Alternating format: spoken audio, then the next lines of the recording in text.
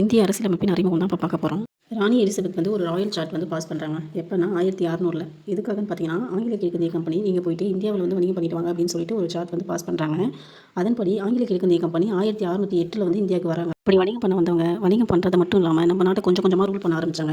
அப்படி ரூல் பண்ணி 1764 பக்சார் போரில் வந்து ஆங்கிலேயர்கள் வந்து வின் பண்ணிடுறாங்க. அப்படி வின் பண்ணதுனால 2ஆம் ஷா அவர்கள் வந்து வங்காளம், பீகார், ஒரிசா அந்த பகுதியில் வர திவானி உரிமைகள்னா அந்த பகுதியில் வர வருவாயை வந்து அவங்ககிட்ட வந்து ஒப்படைச்சிட்டாங்க. அது எப்போ ஒப்படைச்சாங்கன்னா 1765 கிடைக்கிறாரு. இந்த மாதிரி தான் வந்து நம்ம நாட்டை வந்து ஆங்கிலேயர்கள் வந்து கொஞ்சம் கொஞ்சமாக வந்து ரூல் பண்ணிட்டு இருந்தாங்க. ஃபர்ஸ்ட் வந்து கம்பெனி ஆட்சி, செகண்ட் வந்து பிரிட்டிஷ் முடியாச்சு அப்படின்னு சொல்லிட்டு நிறைய சட்டங்கள் வந்து போட்டிருப்பாங்க. கம்பெனி ஆட்சியில் என்னென்ன சட்டம்லாம் போட்டிருக்காங்க, முடியாட்சியில் என்னென்ன சட்டம்லாம் போட்டிருக்காங்க அப்படின்னு சொல்லிட்டு பார்க்கலாம். கம்பெனி ஆச்சுன்னா கிழக்கிந்திய கம்பெனி நம்மள ரூல் பண்ணிட்டு இருக்கும்போது அவங்க வந்து ரொம்ப கொடூரமாக வந்து இந்தியா பீப்புள் வந்து ட்ரீட் பண்ணியிருப்பாங்க. அப்படி அதற்காக பிரிட்டிஷ் வந்து ஒரு சில சட்டம்லாம் கொண்டுட்டு வந்திருப்பாங்க. அந்த மாதிரிலாம் ஃபாலோ பண்ணணும் அப்படின்னு சொல்லிட்டு கம்பெனி ஆட்சி பார்த்தீங்கன்னா 1773 to 1858 வரைக்கும் வந்து போட்டிருப்பாங்க.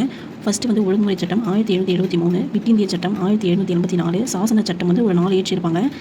ஃபர்ஸ்ட் ஒன் வந்து 1793, செகண்ட் வந்து 1813, தேர்ட் வந்து 1833, ஃபோர்த் வந்து 1853 அப்படின்னு சொல்லிட்டு ஒரு 4 சாசன சட்டம் வந்து இம்ப்ளிமெண்ட் பண்ணியிருப்பாங்க. ஒழுங்குமுறை சட்டம், பிட்டிந்திய சட்டம், சாசன சட்டமே வந்து ஒரு 4 இருக்கும்.